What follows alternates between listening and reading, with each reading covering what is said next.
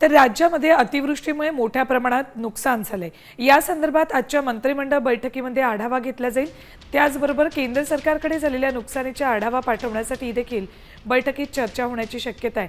अतिवृष्टीग्रस्त शेतकऱ्यांना तत्कालीन मुख्यमंत्री एकनाथ शिंदे सरकारने जाहीर केलेल्या आर्थिक मदतीपेक्षा प्रति हेक्टरी किमान 2 ते 5 हजार रुपये अधिक मदत जाहीर करण्याचा मुख्यमंत्री फडणवीस सरकारचा प्रस्ताव आहे। त्यासाठी सुमारे 13 ते 15 हजार कोटींचा निधी लागण्याची शक्यता आहे। आगामी निवडणुका लक्षात घेऊन जनतेत नाराजीचं वातावरण निर्माण होऊ नये असा महायुती सरकारचा प्रयत्न आहे। त्यामुळे मंत्रिमंडळाच्या आजच्या बैठकीत या आर्थिक मदतीवर शिक्कामोर्तब होणार आहे।